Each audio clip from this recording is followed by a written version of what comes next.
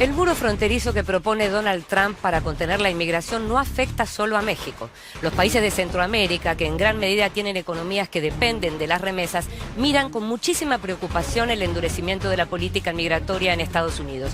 Vemos un informe y lo analizamos. Deportaciones masivas, cambios en los acuerdos comerciales y la construcción de muros fronterizos. Con riesgos similares a los de México, Centroamérica mira con preocupación las medidas anunciadas por Donald Trump a partir de su llegada a la Casa Blanca. Con economías atadas a las remesas enviadas por sus connacionales residentes en Estados Unidos, Guatemala, Honduras y El Salvador, integrantes del llamado Triángulo Norte se verían tanto o más afectados que México por el endurecimiento de la política migratoria impulsada por Trump.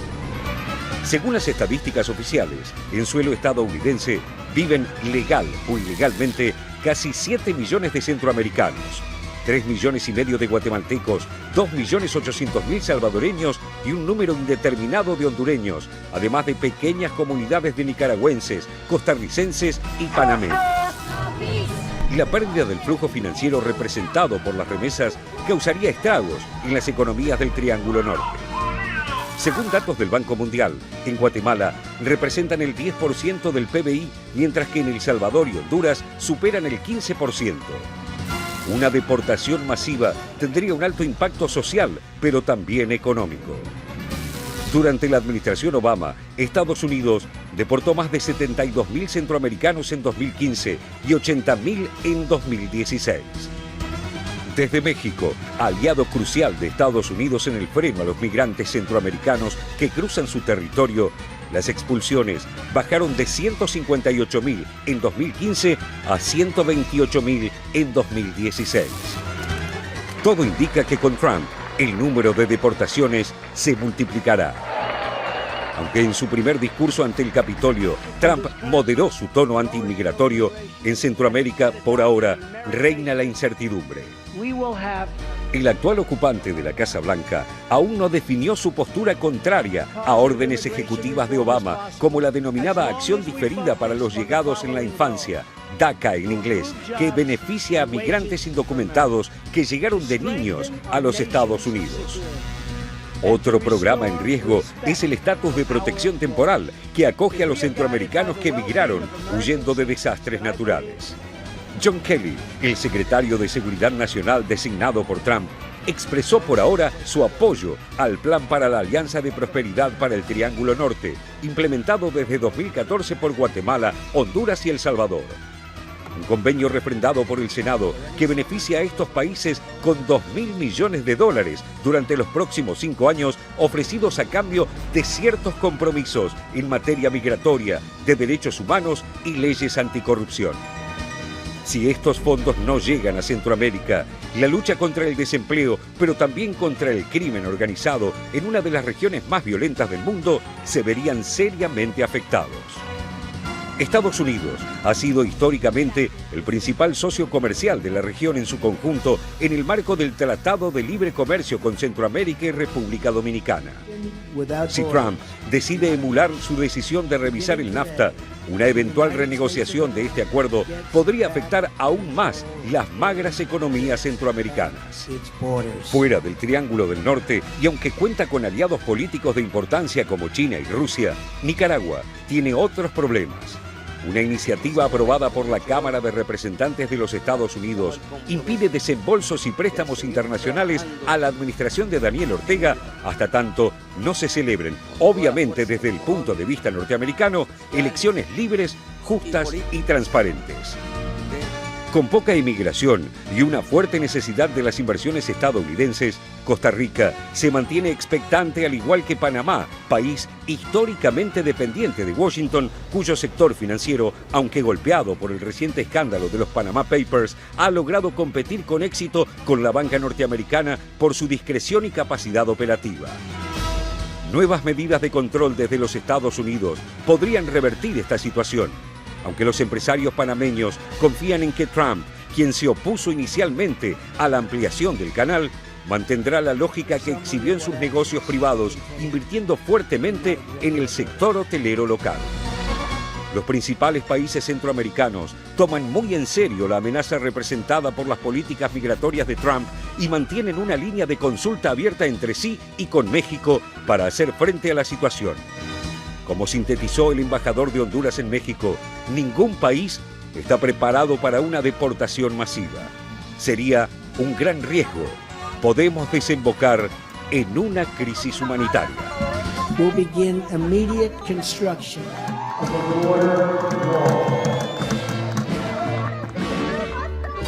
Dos conclusiones o dos cuestiones escuchando y viendo el informe. En primer lugar, qué difícil pensar que los países tengan que estar pendientes de lo que vaya a ocurrir en términos de los negocios privados del presidente de Estados Unidos para saber qué va a pasar con sus propias políticas. Esa es una de las conclusiones que deja el informe, por un lado. Y por otro lado, lo que es cierto es que ya los países que viven de las remesas venían teniendo problemas muy serios, incluso desde la crisis, incluso con Obama. Es decir, ahora no es más que profundizarse una crisis que ya venía, ¿no? Se agudiza en 2014, cuando 68.000 niños solos llegan a los Estados Unidos, en algunos casos para reunirse con sus padres. Y allí, en ese momento, se establece este plan Frontera Azul, por el cual Estados Unidos le paga a México para que deporte a guatemaltecos, hondureños y salvadoreños en especial, que son aquellos que quieren ingresar por lo que llama la selva lacandona, que les sonará porque allí apareció el Ejército Zapatista de Liberación Nacional en 1994. Allí se reforzó la seguridad, se aumentó la velocidad de la Bestia, por ejemplo, el tren de carga en el cual han llegado a subir hasta 600 personas para llegar a la frontera con los Estados Unidos. Y todo esto por dinero, por supuesto, pero es un muro invisible. Es decir, mientras criticamos la construcción del muro frente a México, de los Estados Unidos frente a México, también México tiene su propio muro frente a América Central. Natalia. Y siguiendo la línea de Jorge, exactamente, ese plan Frontera Sur, que es invisible hoy cuando lo opaca el muro que quiere construir Trump, en realidad empeora las cosas, porque lo que en la práctica eso, además se establecieron más retenes, más controles, la idea era impedir que los migrantes que intentaban cruzar México hacia los Estados Unidos para llegar hacia ese sueño, no lograran ni siquiera llegar a los puntos de albergues donde eran recibidos y refugios en ese caso. ¿Qué ocurría? Obviamente inventaron alternativas a eso, o sea, hecha la ley, hecha la trampa, y con este plan Frontera Sur empezaron a buscar nuevos caminos y generar nuevos problemas, nuevos conflictos sociales. ¿Cuáles son esos conflictos? Bueno, no solo hay estadísticas ya que se están formando sobre la cantidad de discapacitados que quedan en esa corrida de la bestia, que intentan alcanzar el tren y hasta inventan estrategias con subirse ya con las dos manos y no abordarlos con una. Hay gente lisiada intentando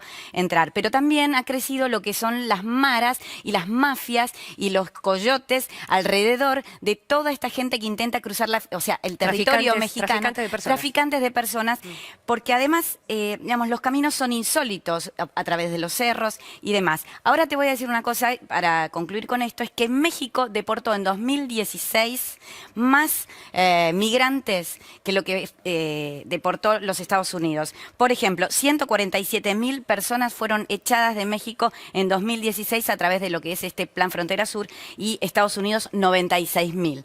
Recordemos, por cierto, que en el marco de este plan también la administración de Obama echó a 2.8 millones de personas a lo largo de estos años como fruto de las deportaciones de inmigrantes, ¿no?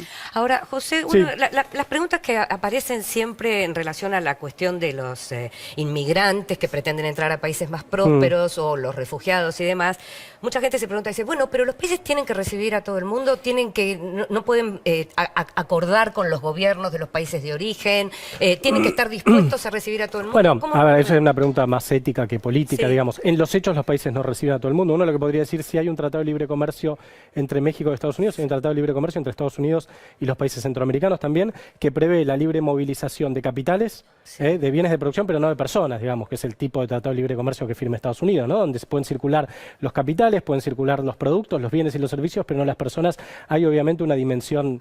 No quiero usar la palabra imperialista porque en general trato de ser cauteloso con eso, digamos. Pero, es una palabra que está un poco trillada, digamos. Pero se irían todos a vivir a Estados Unidos. Se van igual. La cuestión es, siempre que haya un país próspero, al lado de un país menos próspero, la gente tarde o temprano, de un modo u otro, va a llegar. Yo creo que la forma es tratar de hacer que esa llegada sea lo menos cruel posible, lo menos dañino posible, en términos de los derechos humanos de las personas que quieren llegar, digamos. Ahora, más allá de la cuestión migratoria, que es central, digamos, para entender la realidad centroamericana, digo centroamericana, uno habla de Centroamérica, habla en general, en este caso estamos hablando del Triángulo Norte, ¿no? Que son Honduras, Guatemala y El Salvador. Costa Rica y Panamá son otro planeta, aún dentro de Centroamérica. Son todos muy felices, según Sí, todos es el país más, la Suiza centroamericana, dicen eso.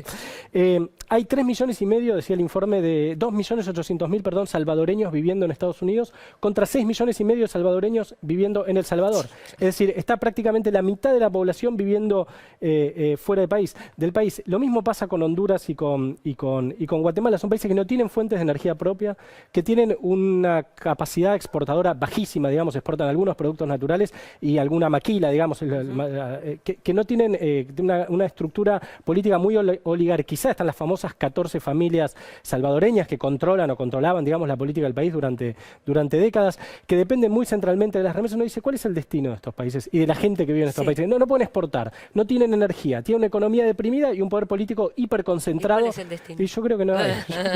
Claro. A ver, se muere por opinar Raúl de la Torre. A ver. Sí, no, porque realmente me parece que debe ser difícil para el gobierno de Trump y cualquier otro de los gobiernos anteriores de Estados Unidos parar una migración que es forzada, no es una migración por alguien que quiere prosperar y sueña con vivir en Estados Unidos. Son migraciones de gente que busca sobrevivir. Y en esto me parece que también tiene que ver, en esta relación entre países poderosos al lado de países débiles, ¿qué hace esos países poderosos en los países débiles? Porque la verdad que la política de Estados Unidos no ciertamente ayudó al desarrollo de estos países, digamos. Tiene mucho que ver la injerencia de Estados Unidos en los países centroamericanos para que estos países no se hayan desarrollado, no tengan el potencial de inclusión y creación de empleo que tendrían en otro mecanismo. Digamos, el caso más reciente, estamos hablando de estos países, del Triángulo del Norte, el caso más reciente es Honduras. Honduras hace 7 años prácticamente un golpe que terminó con el gobierno de Mel Zelaya, cortó un proceso económico y político y hundió el país en una crisis de la cual todavía no sale. En esto Estados Unidos también tiene responsabilidad. Raúl, después rechaza a los migrantes de las propias situaciones que pero generan. la consulta es solo una cuestión de lo que tiene que ver con el crecimiento económico de los países de origen, digamos? ¿No hay algo que recién decía, José hablaba de una cuestión como filosófica, no hay algo también que tiene que ver con las necesidades, digamos, de la gente de moverse y de ir a donde de pronto tienen más ganas de vivir porque le interesa más? No es solo... A ver, por supuesto que están mal esos países, por supuesto que están mal esos países, y por supuesto que los países centrales tienen mucho que ver en eso, pero la pregunta que yo me hago es si no hay algo también del orden de la propia libertad de los sujetos que dicen, me quiero mover, me quiero ir de acá. Sí, por supuesto, pero no ese es el problema masivo, Inde, no son profesionales que buscan desarrollarse en Estados Unidos porque no tienen posibilidad de desarrollo en su país o porque suponen que tienen un escalón superior. Sí. Hay casos, pero no es la mayoría. El problema es la cantidad de gente que tenés hoy indocumentada en Estados Unidos que está haciendo cosas que si pudiera elegir en su país ni siquiera las haría en cuanto a en qué trabaja, en qué se desempeña. Y esto tiene claramente que ver con un modelo económico y la posibilidad de ese país, el país de origen, digo, de retenerlo y darle una posibilidad de desarrollo o sobrevivencia. Lo pensaba en términos también de sistema, ¿no? Digo, de elección en relación a un sistema. De pronto uno se encuentra con que hay países que mejoraron notablemente y que sin embargo la gente se sigue yendo igual. Sí, digamos. Bueno, Uruguay es un caso muy claro. Uruguay es un país que expulsa población y es un país estable, con clase media, igualitario, etcétera, etcétera. Y sin embargo hay creo que son 200.000 o 300.000 uruguayos. Hay mucho trabajo de organizaciones no gubernamentales efectuado sobre estos migrantes del Salvador, Guatemala, Honduras, y el parámetro que se repite es que huyen del hambre, sobre todo, de gobiernos muy complicados, muy conflictivos, muy autoritarios o deshechos, y también de la violencia, básicamente. Muchos entrevistados a lo largo de estos informes que se han hecho en paralelo a los efectos negativos del Plan Frontera Sur son incluso parejas, familias que huyen de la obligación, por ejemplo, de contratar o de que se incorporen a las pandillas. Entonces, claro, pero vos mencionabas también que se crean nuevas nuevas Se mafias, crean nuevas alrededor de esta desesperación de buscar vías alternativas para buscar los controles, ¿no? Son 200 retenes, por ejemplo, que se han establecido en los inicios del PFS. Si Jorge. vamos al caso, bueno, son dos fronteras las que tienen que atravesar. Una la sur de México, donde allí quien haya estado habrá visto que hay pueblitos que se van formando de guatemaltecos, hondureños, Patria Nueva, por ejemplo, que está muy cerca de San Cristóbal de las Casas, es decir, de lo que es Chiapas en este momento, y son prácticamente guetos. ¿Por qué? Porque llegan hasta allí y de allí no pueden salir, no pueden avanzar. Entonces se quedan en ese lugar. Pero los más vulnerables de todos son los jóvenes.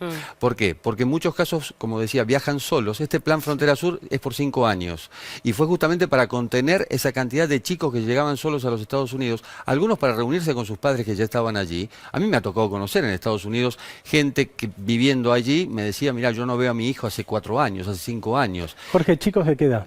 Chicos de 3 años, de 4 años. Son Perdón, menores los que de están edad. trabajando allí, gente de 25, 30 años, pues además son padres jóvenes también. Claro. Y otro tema, la dependencia de las remesas. Esto tiene que ver con Eso los quería gobiernos. consultarle a Raúl, sí. Es prácticamente el principal ingreso. Sí, es el principal de los ingreso de países. divisas. Sí. Pero eso te quería consultar, Claro, Raúl. ¿Cómo, digamos, puede vivir un país solo de las remesas? Y realmente es medio desesperante pensarlo en esos términos. Sí, efectivamente en muchos casos es el principal ingreso y en la mayoría estamos hablando del caso de El Salvador, de Guatemala, el 10, el 15% del PBI. Sí, Sí, sí. sí. Es decir, Una que locura, ¿no? en vez de el crédito que tienen de los propios migrantes que han tenido, y claro, cortar eso significaría, bueno, lo que veíamos en el informe, sería una situación de crisis inmediata para estos países. Pero bueno, es el fenómeno de países que no tienen un sustento propio en cuanto a una estructura económica que sostenga su propia población. En el medio México.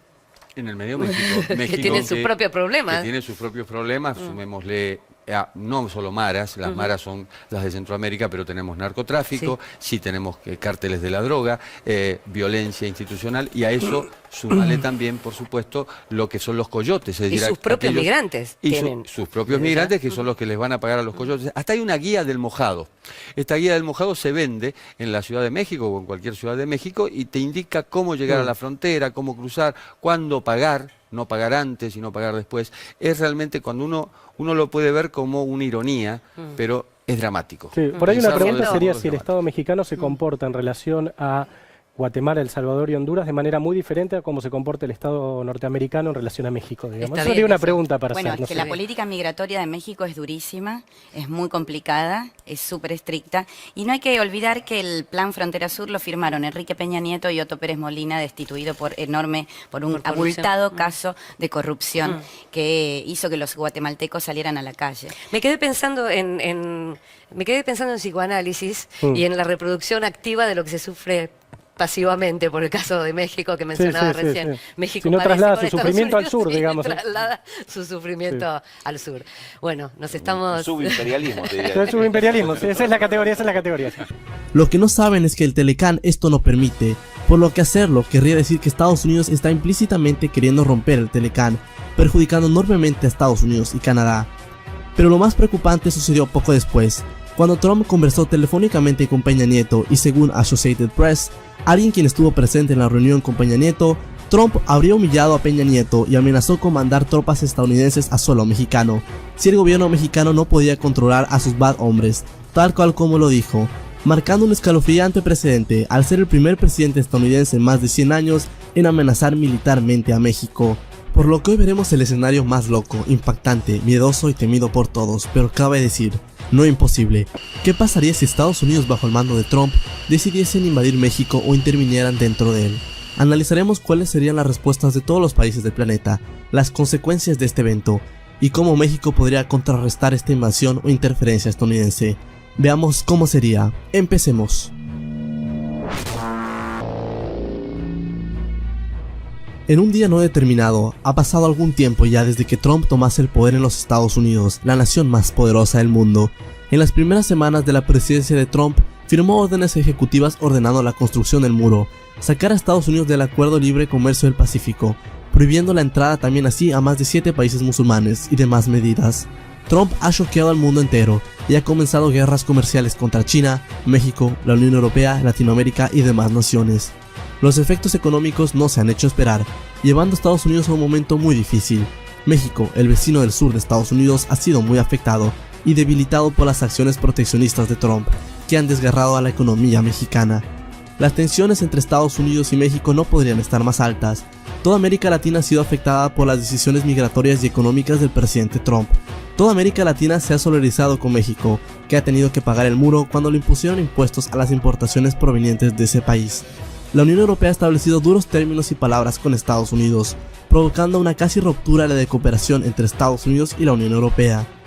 Ante este clima de crisis y tensión, el mundo se estremece cuando el Congreso de los Estados Unidos aprueba la Ley de Acción Militar contra México para preservar la seguridad de la frontera sur, promovida por el presidente Donald Trump.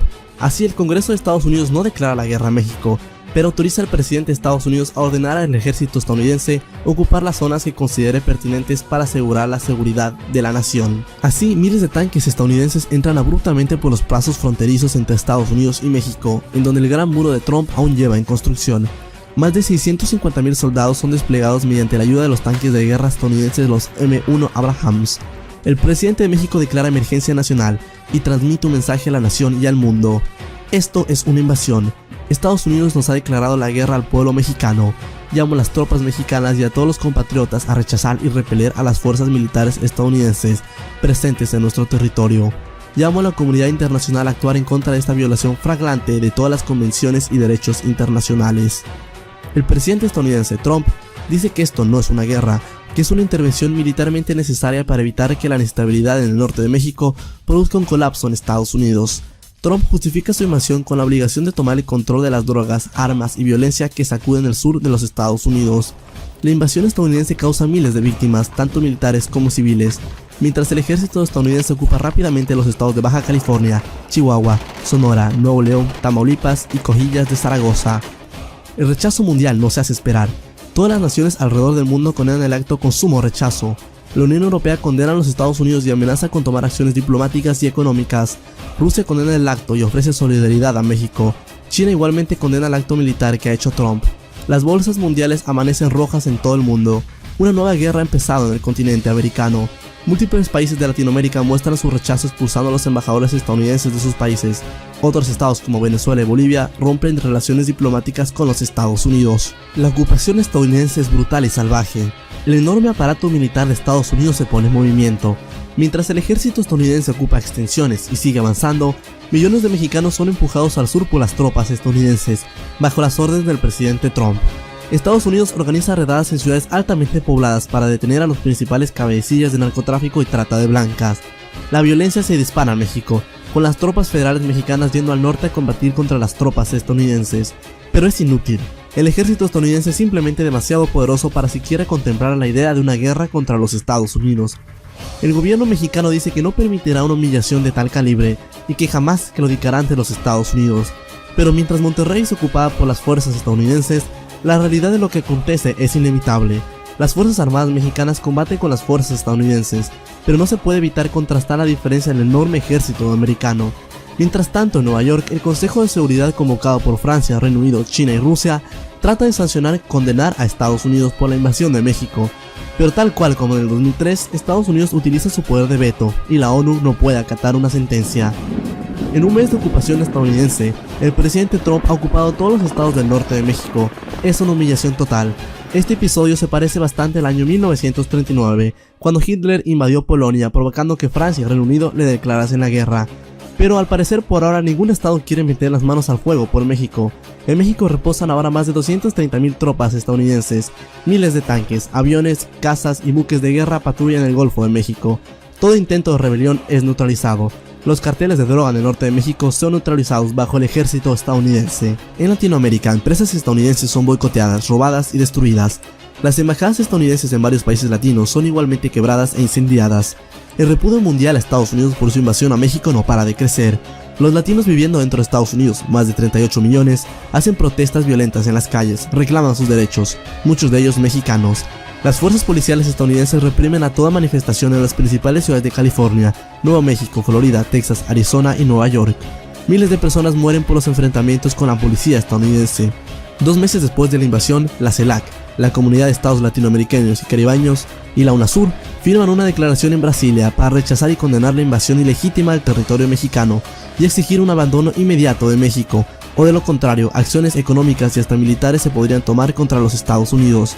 La CELAC y la UNASUR, que comprenden a más de 33 naciones soberanas de Latinoamérica en su conjunto, serían la tercera economía del mundo, con una economía casi tan grande como la economía estadounidense y China. Juntando a toda Latinoamérica, sería económicamente y militarmente la única forma viable de poderle hacerle frente a Estados Unidos. Mientras los líderes latinoamericanos discuten el posible uso de la fuerza militar conjunta, Estados Unidos ha abandonado su promesa de ocupar únicamente los estados del norte de México y se adentra cada vez más dentro del territorio federal, ante lo que es una clara señal que no pararán ahí. Mientras más se empujan al sur, la población mexicana es forzada a ir más al sur. Las tropas estadounidenses cometen crímenes de guerra mientras continúan su avance. La ONU está horrorizada, las naciones del mundo no creen que esto pueda estar pasando. Parece un sueño, pero no, es posible, lo es. La situación en México es cada vez más horrible. Estados Unidos ya ocupa un 26% del territorio mexicano y su avance al sur no cesa. Estados Unidos explota las reservas de petróleo mexicano guardadas, así como sus reservas de agua para sus tropas, maquinaria industrial y reservas de alimentos. Las tropas estadounidenses ahora controlan la totalidad de los estados del norte, más algunos estados parcialmente como Sinaloa, California Sur, Durango, Tamaulipas y Zacatecas, ahora a tan solo 500 kilómetros de la capital mexicana, el DF. En todos los estados mexicanos que controla los Estados Unidos, ahora vivían un total de 35 millones de mexicanos. Ahora, más de la mitad de ellos son desplazados al sur, y los que se quedan sufren bajo la incertidumbre de las tropas estadounidenses. Rusia y China se quedan calladas ante la invasión estadounidense de México, pero América Latina no puede hacerlo. El repudio hacia los estadounidenses en la región llega a un nuevo pico, con el lema de Todos somos México. Muchos latinos saben que Estados Unidos podría no parar si es que lograse controlar todo México. Mientras algunos países de Latinoamérica apoyan a México, otros no lo hacen, a otros les da igual. Algunos no quieren cortar sus lazos comerciales con Estados Unidos, como Colombia y Chile. Sin embargo, la intervención estadounidense se recrudece dejando cientos de miles de víctimas, destrozos, bombardeos y dolor. Mientras tanto, en Estados Unidos, Donald Trump expande sus poderes ejecutivos, eliminando la enmienda que le impedía reelegirse para un tercer mandato. Los demócratas están decididos a hacer un impeachment para sacarlo del poder, pero los republicanos bloquean todo intento. Trump sufre varios intentos de asesinato, ya casi no sale al público. Esto solo le lleva a tener una actitud más déspota y tiránica que antes. Mientras tanto, el Pentágono coordina las acciones a llevar durante la ocupación de México. Estados Unidos ha pasado a tener un gobierno tirano que ya no respeta las leyes de la democracia y que ahora es una amenaza para todo el planeta. Millones de latinos huyen de Estados Unidos ante un clima de tensión y violencia, tal como los judíos en la Alemania nazi. México suplica apoyo militar de los gobiernos latinoamericanos o alguna otra potencia, pero solo pocos realmente estarían dispuestos a romper relaciones con Estados Unidos y enviar soldados a luchar contra ellos. México, un país eternamente neutral, confió toda la vida en que su vecino del norte sería un amigable vecino con un gobierno estable. Ahora todo ha cambiado. China y Rusia no tienen ningún interés en empezar la tercera guerra mundial por México, y después de todos los intentos, parece que el gobierno mexicano tendrá que negociar con la Casa Blanca una capitulación. ¿O existe acaso alguna posibilidad de hacer retroceder a Estados Unidos, la primera potencia del mundo con el ejército más fuerte que existe? ¿Acaso hay alguna potencia suficientemente grande e interesada para derramar sangre por México en Latinoamérica? La respuesta podría estar en la misma pregunta. Latinoamérica, 33 naciones, 620 millones de habitantes, la tercera economía del planeta, el cuarto ejército más poderoso del mundo, sería la nación con más petróleo y agua del planeta, y con un ejército de unos 4 millones de habitantes, sería lo suficientemente fuerte para hacer contra Estados Unidos. Con casi un tercio del territorio mexicano bajo control estadounidense, Latinoamérica se enfrenta a su prueba más dura ante la agresión de un estado hermano. ¿Se unirá ante el ascenso de la maldad y la tiranía? ¿O tomará cada uno por su lado y permitirá la desaparición de un pueblo entero? La invasión de México podría ser solo el comienzo de una invasión a gran escala de todo el continente, amenazando la integridad regional. La unión hace la fuerza, dicen. ¿Se uniría realmente Latinoamérica? Estados Unidos tiene una población de 321.368.864 personas, un personal militar activo de 1.400.000 personas, unas reservas de 1.100.000, en cuanto a paridad de poder adquisitivo tiene 17.350.000 millones de dólares, y su presupuesto de defensa al año es de 581.000 millones de dólares. México tiene una población de 121.736.809 personas, un personal militar activo de 270.000 personas, unas reservas de 76.500, en cuanto a paridad de poder adquisitivo tiene 2.149.000 millones de dólares, y su presupuesto de defensa al año es de 7.000 millones de dólares.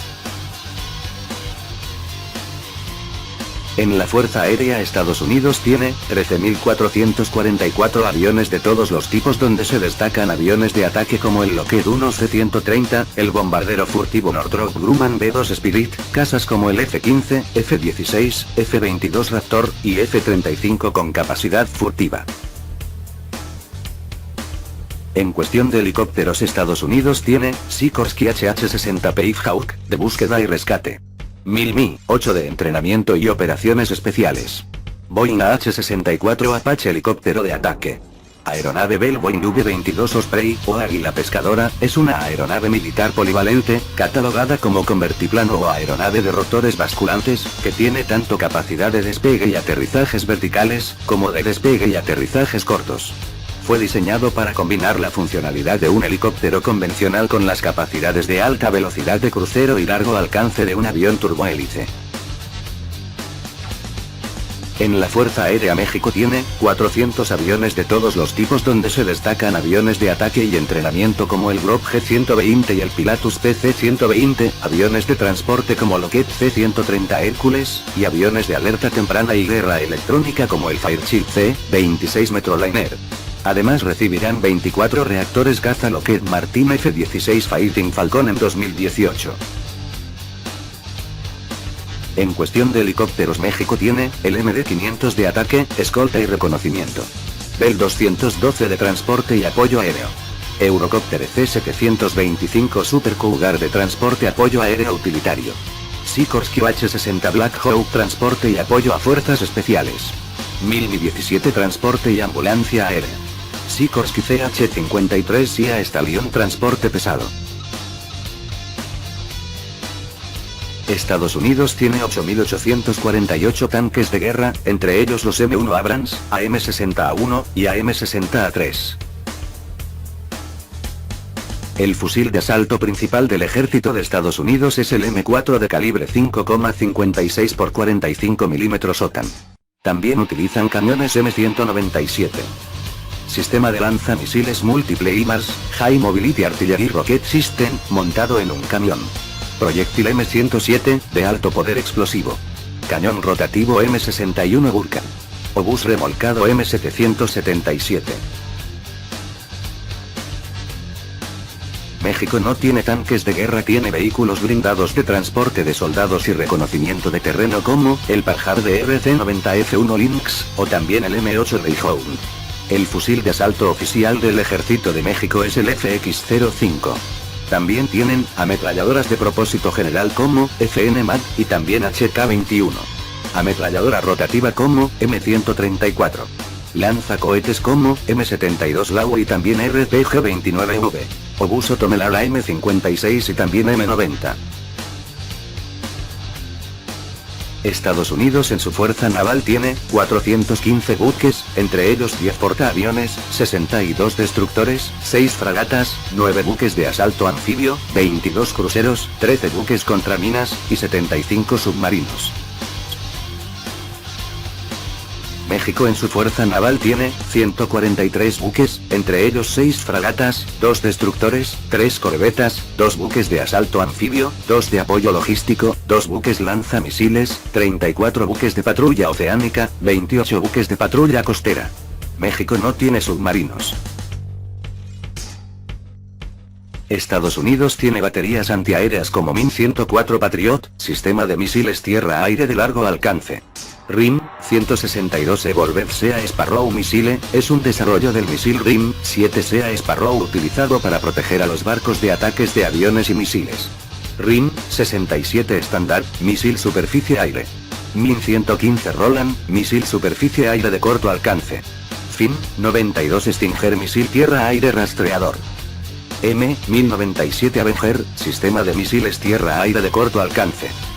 Los Estados Unidos disponen de unas 2.150 ojivas nucleares activas, 1.950 estratégicas y 200 tácticas, más otras 2.800 en reserva y unas 3.000 almacenadas para desmantelamiento, para un total de aproximadamente 8.000. Estados Unidos hace parte de la OTAN y es considerado el país más poderoso del mundo. México tiene baterías antiaéreas como sistemas de cañones antiaéreos Bofors montados en camiones, cañones Oerli con 20 milímetros, misiles Isla portátiles, las fragatas de la clase Allende y las corbetas Tormente tienen sistemas de misiles antiaéreos Sea Sparrow, así como sistema antimisiles Phalanx Zeus Rim 7. México no tiene gran tecnología y cantidad de armas así como Estados Unidos, pero es un país de guerreros, que darían hasta la última gota de sangre defendiendo su país. Y para analizar a fondo la relación entre México y Estados Unidos, que ahora parece en una situación más bien precaria, quiero pasar con mi siguiente invitado. Le doy la bienvenida al analista político Hernán Molina, quien nos acompaña en vivo desde Los Ángeles. Bienvenido, como siempre, Hernán. Gracias por acompañarnos aquí en Panorama Mundial. Un gusto estar contigo, Rafael. Hernán, ya escuchaste el reporte de Cruzcaya Alice, y si en realidad eso fue lo que pasó, si ese fragmento al que tuvo acceso CNN revela la forma como se dio esta conversación entre los presidentes Donald Trump de Estados Unidos y Enrique Peña Nieto de México, ¿qué te revela a ti sobre cómo se va a llevar esta relación en los próximos 4 años? Bueno, dos cosas. Lo primero, reafirma un poco el estilo de Trump. Si hoy viste lo que pasó, y estoy seguro que ustedes lo vieron porque estuvieron cubriéndolo en el desayuno sobre la oración, donde Trump se pone a hablar de cosas que no tienen nada que ver con el desayuno, y después tiene una comunicación con el primer ministro de Australia, en el que termina aparentemente cortando la comunicación. Entonces, esto es una reivindicación de quién es como presidente, como funcionario público, que está completamente fuera de la norma. Pero en la relación con México, él ha de vuelta roto todas las acciones que han llevado a cabo presidentes por varios años, por las últimas 5 o 7 administraciones, y ha pateado el tablero, como diríamos un poco, y quiere restablecer una relación con México, con el mundo, en base a lo que él considera. Yo creo que una de las cosas que ha pasado, y esto lo discutimos en otra ocasión aquí también en CNN, es que terminó ayudando a Peña Nieto, que hace 10 días tenía una aprobación del 12%, y ahora, a través de esta causa nacionalista que está montando Peña Nieto para contestarle a Trump, ha subido en las encuestas. Obviamente ahora Peña Nieto tiene una mejor posición con el electorado y va a tener que negociar, porque los intereses de México son los que están en juego, ¿no? Sí, no, Hernán, hay quienes dicen también que Trump le está ayudando también mucho a la izquierda mexicana, pero yo te quiero preguntar, ¿no había pasado este tipo de bochorno entre México y Estados Unidos, que México se viera en el papel de niño regañado? No pasó con Barack Obama, no pasó con el presidente Bush. Era una relación, al menos en apariencia, de iguales, a pesar de que el poderío económico y militar y político de Estados Unidos es mucho mayor. Pero puntualmente te quiero preguntar sobre el Tratado de Libre Comercio, el TLC o el NAFTA, como se le conoce acá. Trump dice que es una catástrofe. ¿Le podemos llamar una catástrofe, o más bien es una posición que Trump está tomando para iniciar desde ese punto de partida las negociaciones?